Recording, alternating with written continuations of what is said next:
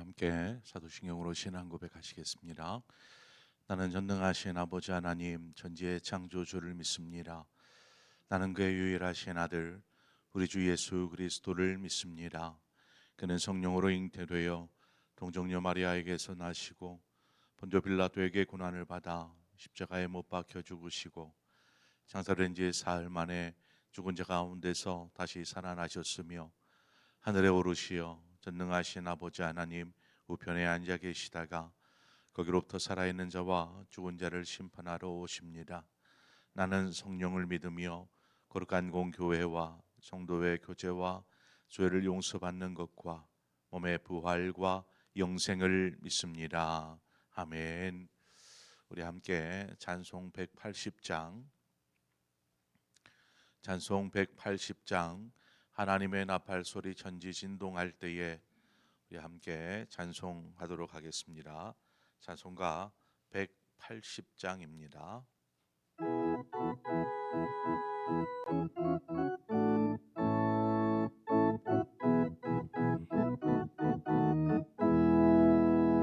하나님의 나팔 소리 천지 진동할 때에 예수 영광 중에 구름 타시고 전사들을 세계 만국 모든 곳에 보내요 구원받은 성도들을 모으리.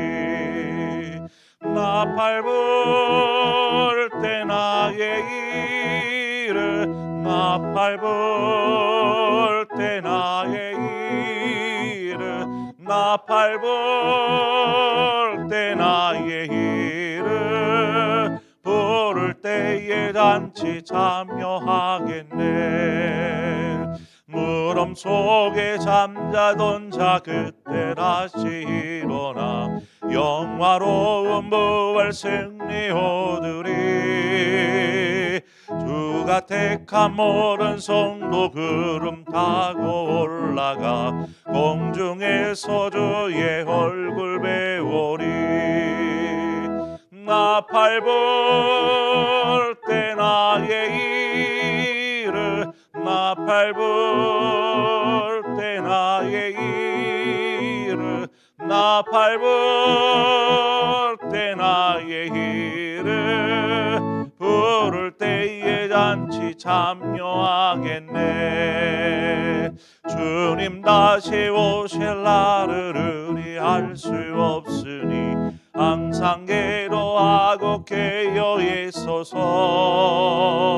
기쁨으로 보좌 앞에 우리 나가서도록 그때까지 참고 기다리겠네. 나팔 불 때 나의 이르 나팔 불 때 나의 이르 나팔 불 때 나의 이르 부를 때에 잔치 참여하겠네. 아멘. 하나님의 말씀 보겠습니다. 열왕기 하 2장 1절에서 8절의 말씀입니다. 열왕기 하 2장 1절에서 8절까지의 말씀입니다. 교독하겠습니다. 여호와께서 회오리 바람으로 엘리야를 하늘로 올리고자 하실 때에 엘리야가 엘리사와 더불어 길갈에서 나가더니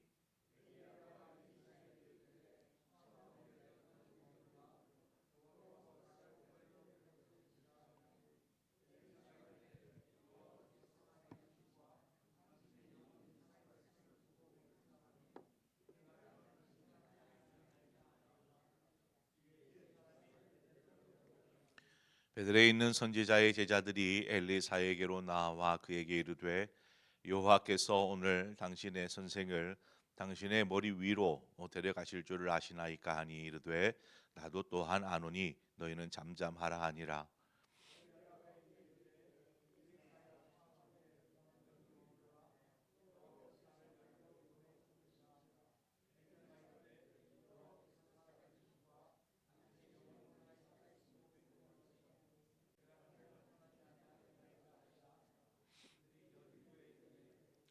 여리고에 있는 선지자의 제자들이 엘리사에게 나와 이르되 여호와께서 오늘 당신의 선생을 당신의 머리 위로 데려가실 줄을 아시나이까 하니 엘리사가 이르되 나도 아노니 너희는 잠잠하라.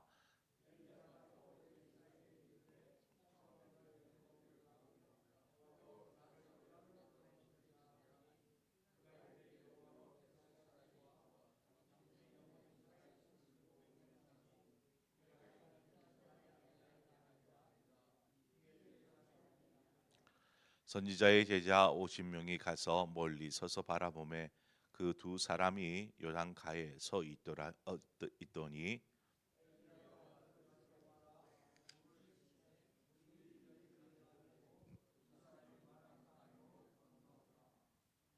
아멘. 어, 오늘 본문은 엘리야가 자신에게 주어진 모든 사역을 마치고 하나님의 부르심을 받는 내용 중의 일부분입니다. 엘리야가 선지자로 부름을 받을 때가 언제인 그때에는 북이스라엘의 나라의 상황이 최악이었다 이렇게 이야기할 수 있습니다. 선지자 엘리야의 처음 등장은 아합이 왕이 된 초기에 선지자로서 활동을 하게 되는데 그때에 성경을 보면 처음 엘리야라는 이름이 등장할 때가 아합이 우상 숭배에 빠져 있고 이스라엘 백성들이 하나님 앞에서 온갖 죄악을 범하고 있을 그때에 하나님께서 이스라엘을 심판하려고 하십니다. 무엇입니까? 가뭄으로 심판을 하려고 하시죠. 그 메시지를 처음 전할 때 엘리야가 등장을 합니다. 이 땅에 가뭄이 비가 오지 않을 것입니다. 이 이야기를 하면서 이제 엘리야가 등장을 하죠. 그는 우상 숭배자들에 대항하여서 하나님의 사람들을 보호하기 위해 최선을 다합니다. 아합과 그의 아들 아하시야 이제 그 아합 왕 초기 때부터 계속해서 선지자 활동을 하던 이 엘리야가 그의 아들 그러니까 아합이 죽고 아하시야가 왕이 될 때도 여전히 선지자로 활동을 하고 있었습니다. 이제 엘리야의 모든 사역을 마치고 하나님께서 맡겨주신 모든 사역을 마무리하고 이제 자신의 후계자를 세우게 되지요. 엘리야는 어떻게 보면은 어두워져 가는 이스라엘 가운데의 등불과 같은 존재였습니다. 그는 불타는 사명감을 가지고 이스라엘의 신앙 회복을 위해서 온 몸을 그냥 불살랐던 사람이 바로 엘리야 선지자입니다. 자, 그렇게 자신의 온몸을 들여서 이스라엘의 회복, 신앙 회복을 위해서 그렇게 힘썼던 엘리야. 그러면 이제 하나님의 부르심을 앞두고 어, 그의 어떤 마무리, 은퇴에 대해서 많은 사람들이 박수를 보내면서 그렇게 박수 받으면서 퇴장 해야 할 것 같은데 그는 엘리사를 그저 후계자로 세운 후에 조용히 무대에서 사라집니다. 뭐 본문을 보면 엘리야가 조용히 사라졌다는 말이 어색한데 사람들의 존경과 사랑이 아닌 그는 그저 하나님의 그 인정 속에 조용히 사라지게 되죠.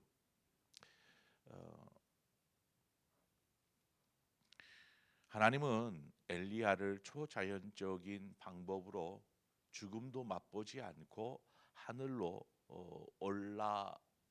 올리우십니다.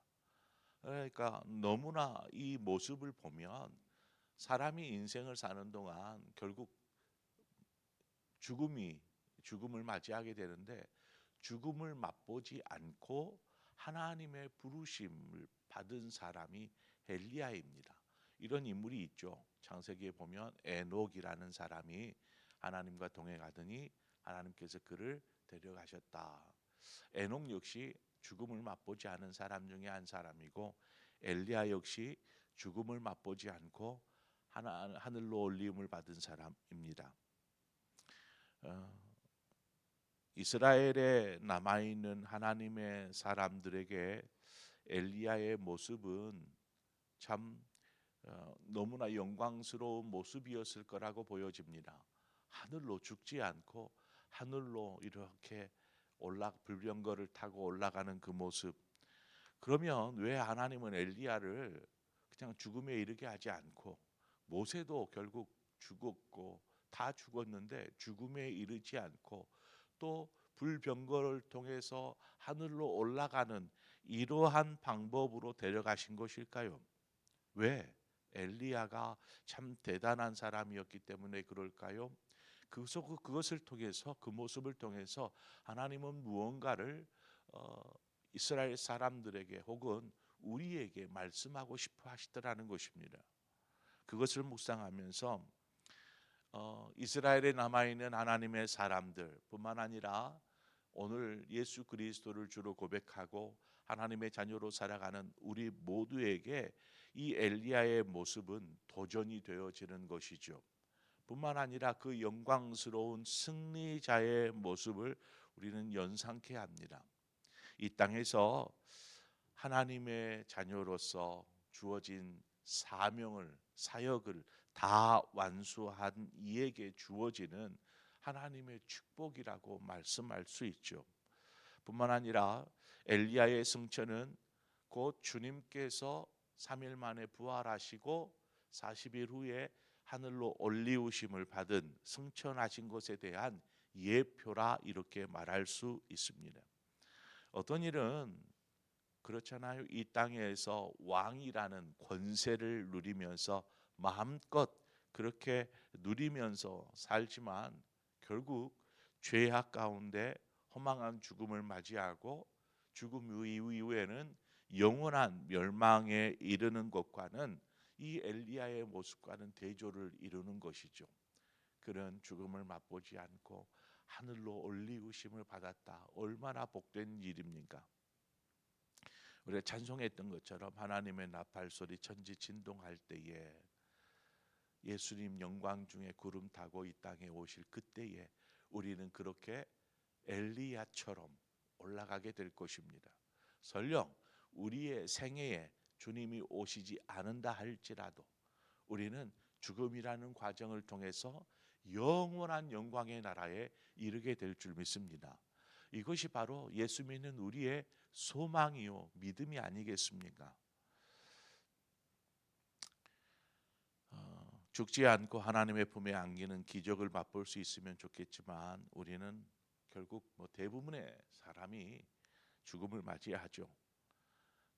하지만 영원한 소망이 있기에, 영원한 하나님의 나라가 있기에 우리는 결단코 좌절하거나 낙심하거나 죽음이라는 것에 두려워할 필요가 없다라는 것입니다. 우리 하나님 나라에서 주님과 함께 왕노릇 하게 되기 위해서라도 이 땅에서 우리가 가져야 될 자세, 마음은 하나님께서 나에게 주신 사명, 그 사명이 무엇인지를 바르게 깨닫고 그 사명을 끝까지 잘 감당하는 사람이 되어야 한다는 것입니다. 자, 그러면 여기에서 한번 짚고 넘어가죠. 하나님께서 저와 여러분에게 주신 사명, 그 뭘 것 같아요? 무엇이 사명일까요? 그것은 우리가 이 땅에 사는 동안 감당해야 될 일인 것이죠. 저는 이것을 우리에게 주어진 사명, 이것이 무엇인가 저는 쉽게 이야기할 수 있습니다. 뭐냐면 그것은 하나님을 사랑하고 이웃을 사랑하는 것입니다. 그것이 우리에게 주신 사명입니다. 하나님을 사랑하는 것, 내 이웃을 사랑하는 것. 하나님을 사랑할 때 우리는 하나님을 위한 무슨 일에든 자신을 기꺼이 내어 드릴 수 있습니다. 하나님을 사랑하니까. 우리의 헌신들, 그것은 하나님 제가 이렇게 해요 보세요 이것이 아니라 하나님이 베푸신 그 놀라운 사랑 앞에 자신을 드리는 것이죠. 하나님 제가 자원하여 스스로 원하여 주 앞에 드립니다. 기쁨으로 내 삶을 주께 드립니다 하는 하나님을 사랑하기에 이와 같은 결단과 헌신과 봉사들이 이루어져 가는 것입니다. 예배도 마찬가지입니다. 기도도 마찬가지입니다. 주님을 사랑하기에 하는 것입니다. 뿐만 아니라 내 이웃을 사랑하기에 우리는 우리의 목숨도 아까워하지 않고 예수 그리스도의 복음을 위해 사는 것입니다. 생명의 복음을 전하는 일들을 끝까지 감당해 가는 것이죠. 사랑하기 때문입니다. 하나님, 저 이웃, 저 영혼 하나님 불쌍히 여겨 주시고 저 영혼 구원하여 주십시오 하는 그 사랑의 마음이 있으니까 가서 당신 예수 믿어야 됩니다 라고 복음을 전하게 되는 것이죠. 오늘 본문에 나오는 엘리야의 후계자 엘리사가 또 나옵니다.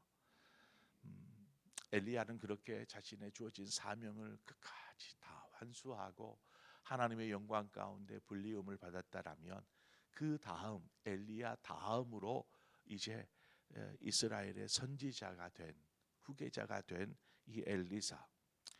먼저는 엘리야와 엘리사 두 사람의 오늘 본문에 보니까 행보가 나오죠. 그들이 함께 길갈에 있었습니다. 길갈에 있을 그때에 하나님께서 엘리야를 부르셨죠. 베델로 부른다. 그래서 엘리야가 엘리사에게 엘리사야, 하나님께서 나를 베델로 부르신다. 넌 여기 있어라 하고 이 베델로 떠나려고 합니다. 뭐 이제 그 장소 여정만을 보면 이 베델에서 어디 곳으로 가냐면 여리고라는 곳으로 갑니다. 그리고 그 여리고에서 요단으로 이렇게 계속해서 장소가 옮겨지는 것을 보게 됩니다. 엘리야는 이동할 때마다 엘리사에게 방금 말씀하신 것처럼 하나님께서 나를 어느 곳으로 부르신다. 너는 여기 있어라. 이 얘기들을 계속해서 반복적으로 합니다.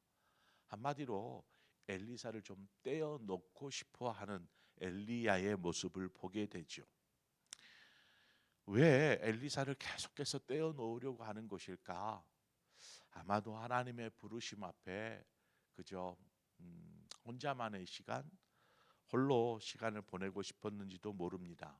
아니면 반대로 엘리야가 엘리사를 후계자로 생각하고 있지만 그가 정말 자신의 뒤를 이어서 이스라엘을 신앙 가운데 회복할 수 있는 그러한 사명을 감당할 수 있는 충성된 사람인지, 이것을 이 과정을 통해서 얘가 어떻게 반응하는지 시험하는 것으로도 생각해 볼 수 있습니다. 중요한 것은 이처럼 계속해서 엘리야가 엘리사에게 너 여기 머물러 있어라 하고 떠나려고 할 때 이 엘리사가 엘리야를 떠나지 않습니다. 마치 그냥 찰거머리처럼 엘리야에게 달라붙어 가지고 떠날 생각을 하지 않습니다. 2절 중반에 여호와께서 살아계심과 당신의 영혼이 살아있음을 두고 맹세하노니 내가 당신을 떠나지 아니하겠나이다. 스승인 엘리야를 떠나지 않으려는 그 엘리사의 단호한 의지가 엿보이지 않습니까? 본문에 이제 선지자의 제자들도 등장합니다. 베델에 갔더니 베델에 있었던 선지자의 생도들이 엘리사에게 이야기하죠.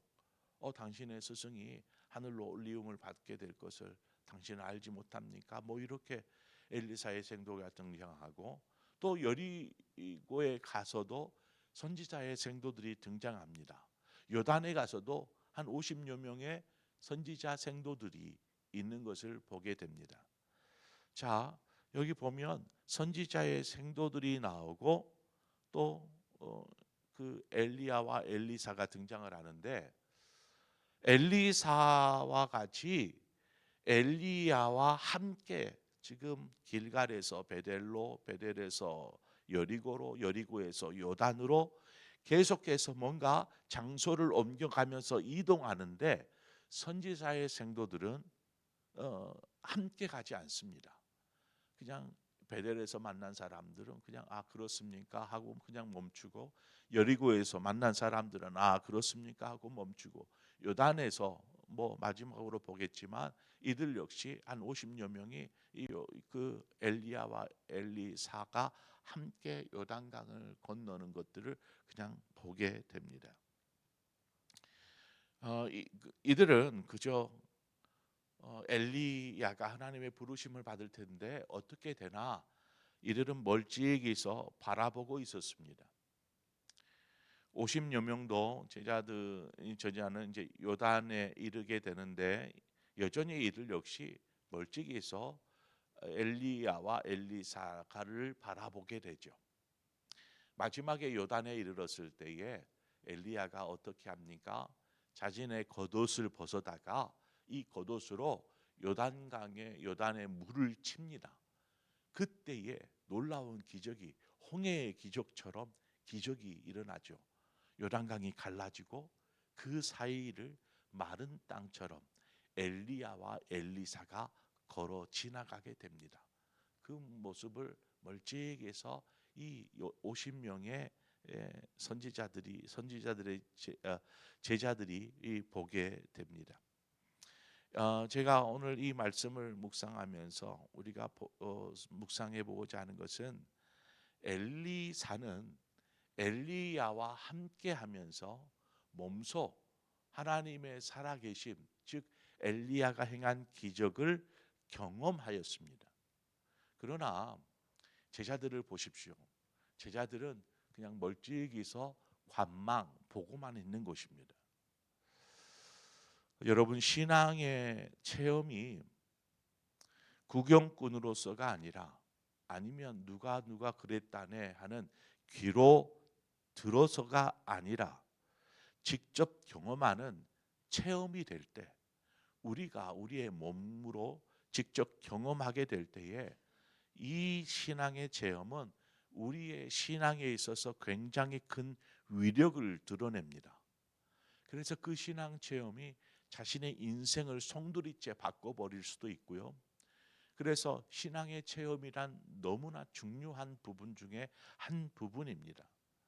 그래서 제가 여러분에게 바라기는 하나님의 역사의 현장에 참여하기를 사모하십시오. 하나님의 역사의 현장에 나도 그곳에서 그것을 경험하기를 원합니다. 엘리사가 엘리야를 떠나지 않았던 이유가 거기에 있었는지도 모르겠어요.